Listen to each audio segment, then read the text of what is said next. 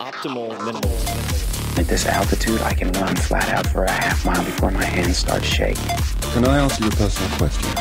Now would seem an appropriate time. What if I did the opposite? I'm a cybernetic organism, living tissue over metal endoskeleton.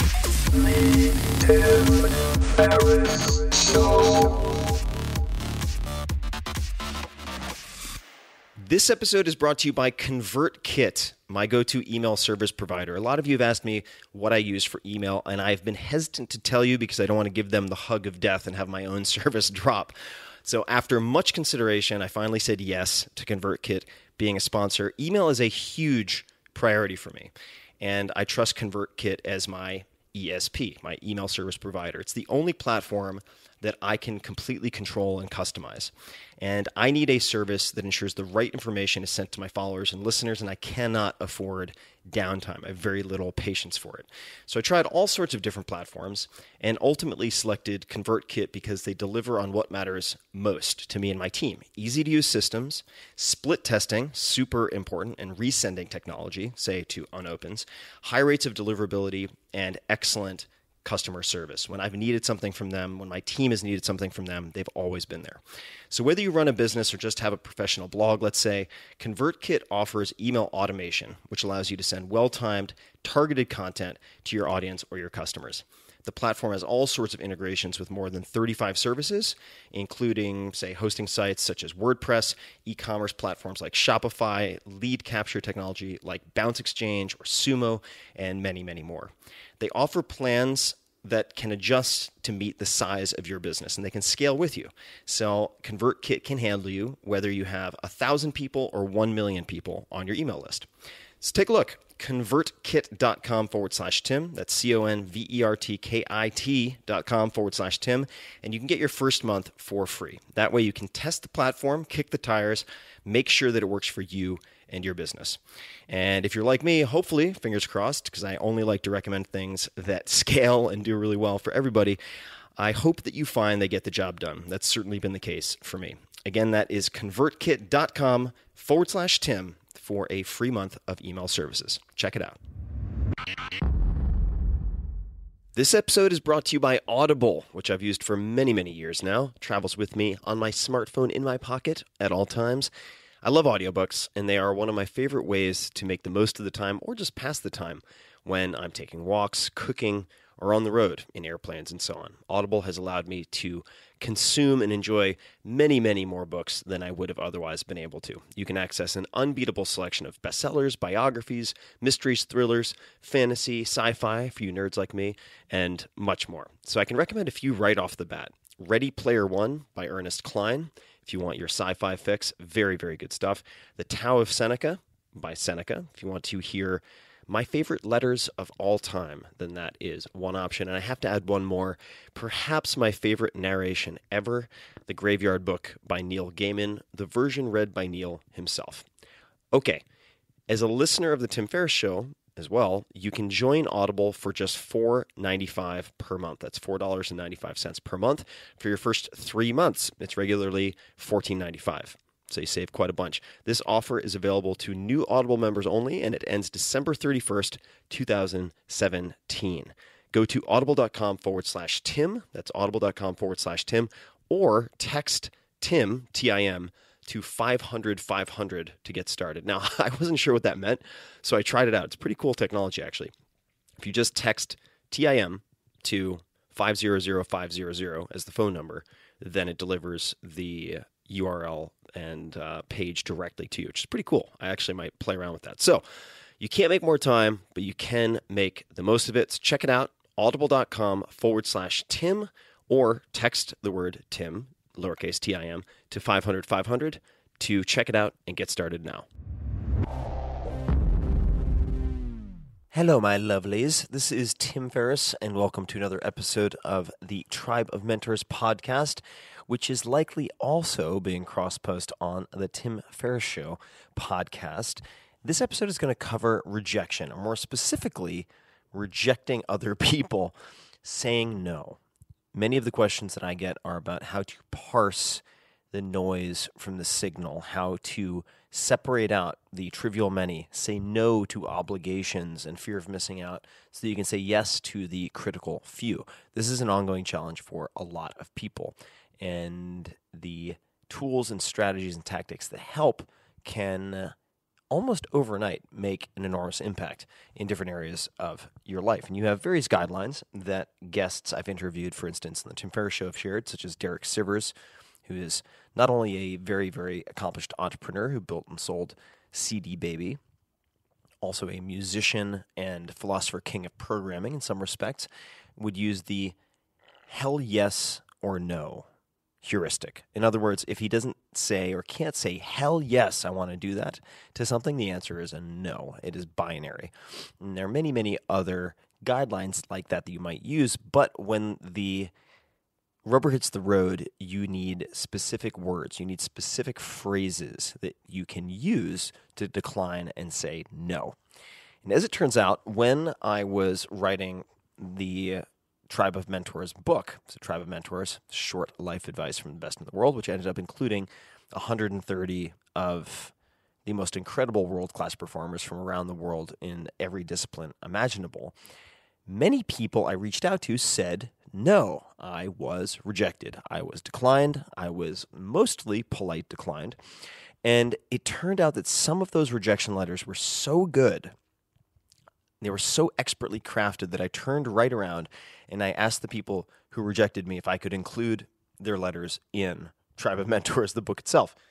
So I thought what might be fun is to read, not just fun, but practical, the 3 rejection letters that come to mind right off the bat. And these are in little side featurettes, I suppose, called How to Say No in Tribe of Mentors, which you should check out, please. I don't sell much podcast, and the blog posts, all 700 plus of them, are for free, but tribeofmentors.com. Thanks. Okay, back to our regularly scheduled programming. So the first rejection letter is from Wendy McNaughton. Very, very impressive gal. McNaughton is spelled MacNaughton. You can say hello to her on Twitter and Instagram at Wendy Mac, MAC, or you can see her work and life and much more at wendymcnaughton.com. All right, here is Wendy. Wendy McNaughton is a New York Times bestselling illustrator and graphic journalist based in San Francisco. Her books include many, many, many, many, many books. I will just read a few of them. First, Meanwhile in San Francisco, comma, The City in Its Own Words, Lost Cat, A True Love Story, Desperation and GPS Technology, Pen and Ink, subtitled Tattoos and the Stories Behind Them. And we go on and on and on. She's really prolific. To the newly released Leave Me Alone with the Recipes.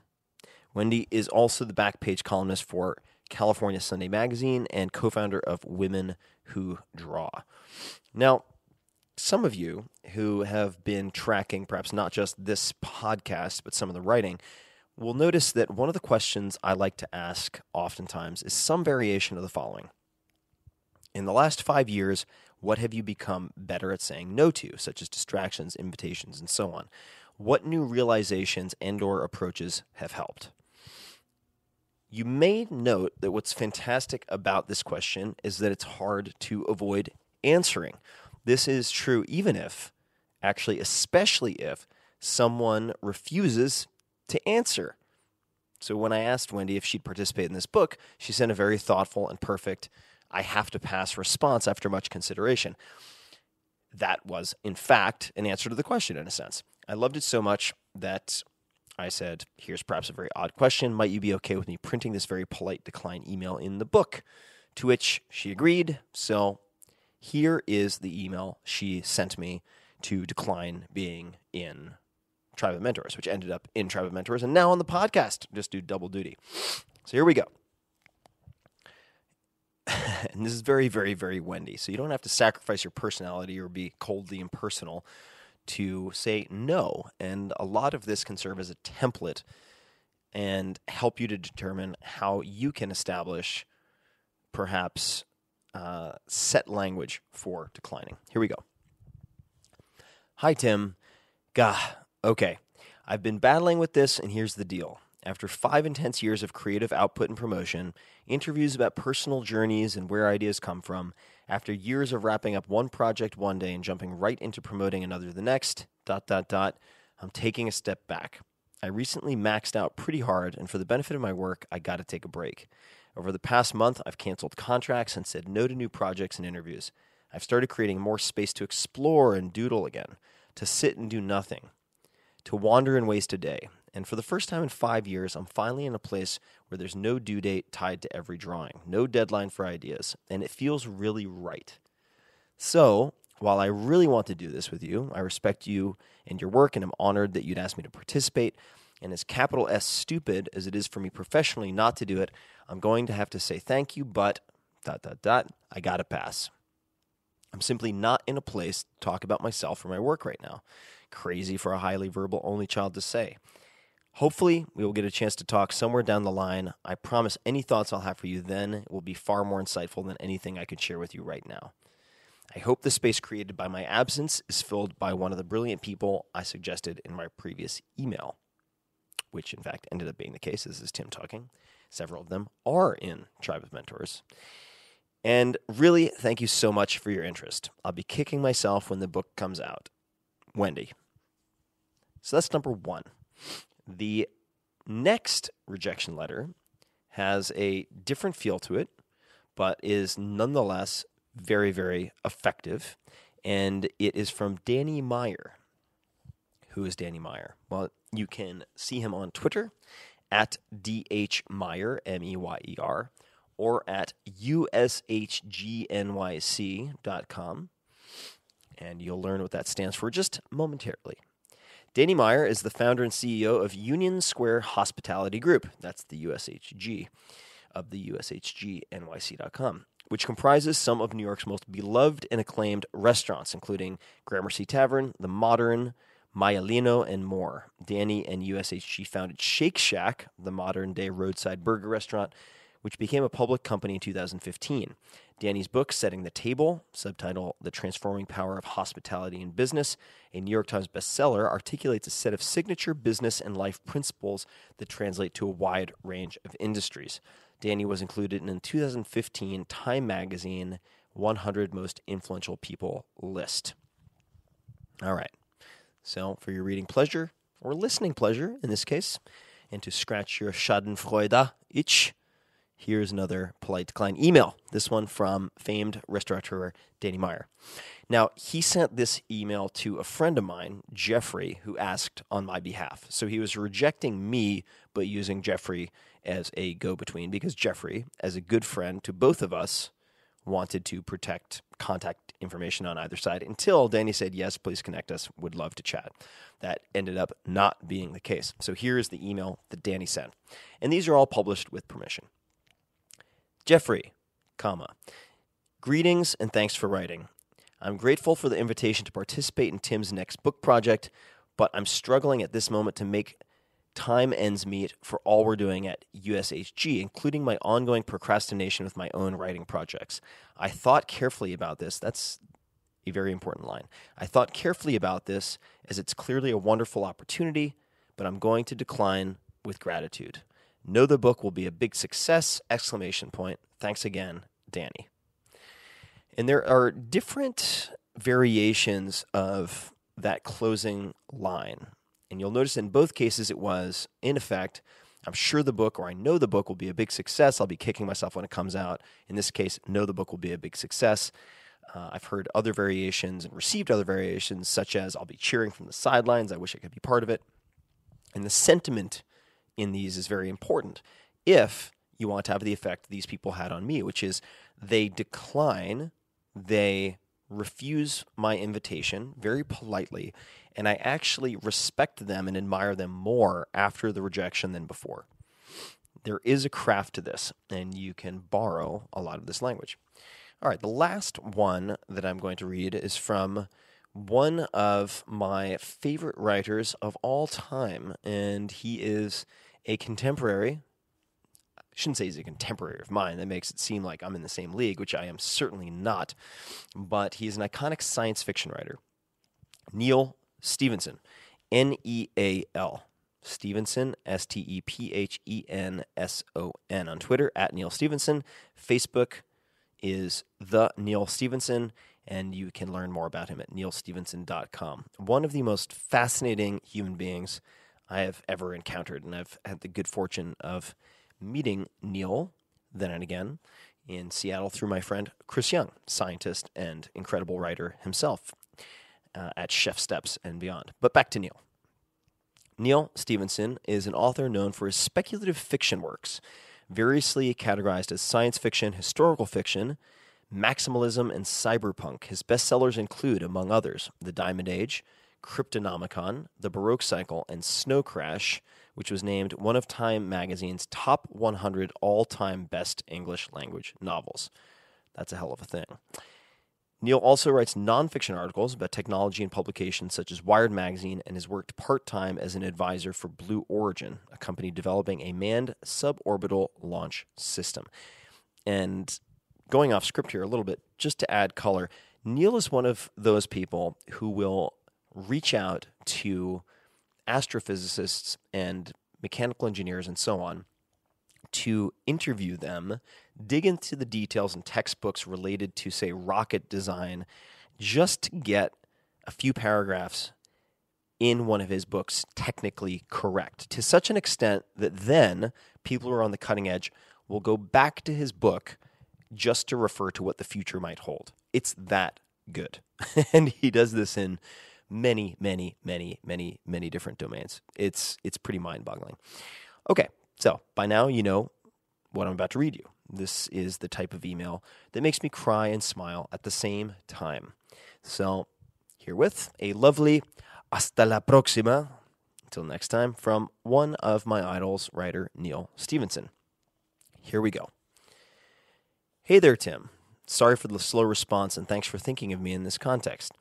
It has become pretty obvious of late that I'm trying to do too much, and so I started an experiment of not adding anything whatsoever to my to-do list so that it wouldn't get any longer. The result is that the items that were already on my to-do list only spawned more items as I crossed them off, and so it's a little like fighting a hydra. It's the most Neil thing to say ever. All right? So it's a little like fighting a hydra. I am hoping that if I am ruthlessly efficient, I can one day get to the point where the list actually gets shorter instead of longer. In the meantime, unfortunately, the ruthlessly efficient part of this plan means that I'm turning down things like this just as a blanket policy. Again, thanks for thinking of me, and good luck with the project! ! Neil. All right.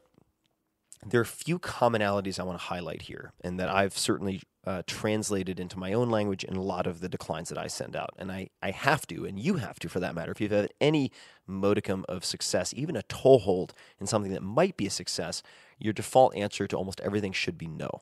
And this is a pattern that comes up over and over and over again in Tribe of Mentors, both in this podcast and also in the book itself. When I ask people, how do you say no? What are the tips, tactics, and strategies, and so on? There are a few commonalities. Number one is explaining the predicament that you are in. And you don't have to go long with it, but simply saying, my own to-do list, in this case, is spawning more and more items and getting longer instead of shorter. And there you have it. You can keep it short and to the point. But in a sense, you're explaining the context. And then the second word that I'd like to highlight in Neil's is policy. So it's not personal. It's not that I'm saying no to your idea. It's not that I think you're a terrible person. But in fact, I am, as I've been turned down before by, in one case, a billionaire investor who I actually met before. He said, I would love to meet, but unfortunately, I'm following a no meeting policy for the next quarter. I'm not meeting with anyone as a policy, right? All right, so it makes it a blanket response, and I know that I, along with many others, are getting rejected. Another way I've heard this phrased is, I'm going on an across the board, for instance, no coffee diet or no conference call diet for the next month, for the next quarter, for the next year, whatever it might be. That is a rejection format that I received when I invited someone to speak at a conference, for instance. I'm going on a no conference diet for the next year because last year I realized that I'd overcommitted to so much, and by over-calendaring, ultimately the things that most excited me had no room to fit into my life, etc. Right? So those are a few examples of how to say no in such a way that is perfectly clear. You're not saying, ping me in 3 months and we'll see what happens. It's very clear that the answer is no. But hopefully, if it's delivered well, that people will respect you more. They might not like it. They might be upset, but they will respect you. And then over time, typically the wounds heal if there are any, and they realize that you did exactly the right thing. And then they may even borrow the language that you send them. And I should highlight also, this isn't a panacea. It's just a better tool. At the end of the day, you cannot control how people respond to the decisions you make. But as I think it's Herbert Swope, who was a Nobel Prize recipient, has said, there is no one path to success, but I can give you the recipe for failure, and that is trying to please everyone all of the time. That's a paraphrase, but you get the point. All right, guys, thank you for listening to this short episode. I hope you enjoyed it. I certainly have found a way to enjoy getting rejection letters, which makes me happy. And if you'd like to learn more about how to say no, dozens of different approaches, dozens of different techniques from people ranging from Dustin Moskovitz, co-founder of Facebook, to everybody imaginable, check out Tribe of Mentors, the book. There are 130 plus people profiled. I asked them all this question. And you can check it out at tribeofmentors.com or find it on bn.com, Amazon, any bookseller, anywhere, bookstores all over the place. That is it for now. So until next time, thank you for listening. This episode is brought to you by ConvertKit, my go-to email service provider. A lot of you have asked me what I use for email, and I've been hesitant to tell you because I don't want to give them the hug of death and have my own service drop. So after much consideration, I finally said yes to ConvertKit being a sponsor. Email is a huge priority for me, and I trust ConvertKit as my ESP, my email service provider. It's the only platform that I can completely control and customize. And I need a service that ensures the right information is sent to my followers and listeners, and I cannot afford downtime. I have very little patience for it. So I tried all sorts of different platforms and ultimately selected ConvertKit because they deliver on what matters most to me and my team. Easy to use systems, split testing, super important, and resending technology, say to unopens, high rates of deliverability, and excellent customer service. When I've needed something from them, when my team has needed something from them, they've always been there. So whether you run a business or just have a professional blog, let's say, ConvertKit offers email automation, which allows you to send well-timed, targeted content to your audience or your customers. The platform has all sorts of integrations with more than 35 services, including, say, hosting sites such as WordPress, e-commerce platforms like Shopify, lead capture technology like Bounce Exchange or Sumo, and many, many more. They offer plans that can adjust to meet the size of your business, and they can scale with you. So ConvertKit can handle you whether you have 1,000 people or 1 million people on your email list. So take a look, convertkit.com/Tim. That's convertkit.com/Tim. And you can get your first month for free. That way you can test the platform, kick the tires, make sure that it works for you and your business. And if you're like me, hopefully, fingers crossed, because I only like to recommend things that scale and do really well for everybody, I hope that you find they get the job done. That's certainly been the case for me. Again, that is convertkit.com/Tim. for a free month of email services. Check it out. This episode is brought to you by Audible, which I've used for many, many years now. It travels with me on my smartphone in my pocket at all times. I love audiobooks, and they are one of my favorite ways to make the most of the time or just pass the time when I'm taking walks, cooking, or on the road in airplanes and so on. Audible has allowed me to consume and enjoy many, many more books than I would have otherwise been able to. You can access an unbeatable selection of bestsellers, biographies, mysteries, thrillers, fantasy, sci-fi for you nerds like me, and much more. So I can recommend a few right off the bat. Ready Player One by Ernest Cline, if you want your sci-fi fix. Very, very good stuff. The Tao of Seneca by Seneca, if you want to hear my favorite letters of all time, then that is one option. And I have to add one more. Perhaps my favorite narration ever, The Graveyard Book by Neil Gaiman, the version read by Neil himself. Okay, As a listener of the Tim Ferriss Show as well, you can join Audible for just $4.95 per month. That's $4.95 per month for your first 3 months. It's regularly $14.95. So you save quite a bunch. This offer is available to new Audible members only, and it ends December 31st, 2017. Go to audible.com/Tim. That's audible.com/Tim. Or text Tim, T-I-M, to 500-500 to get started. Now, I wasn't sure what that meant, so I tried it out. It's pretty cool technology, actually. If you just text TIM to 500500 as the phone number, then it delivers the URL and page directly to you, which is pretty cool. I actually might play around with that. So, you can't make more time, but you can make the most of it. So check it out, audible.com/Tim, or text the word Tim, lowercase Tim, to 500-500 to check it out and get started now.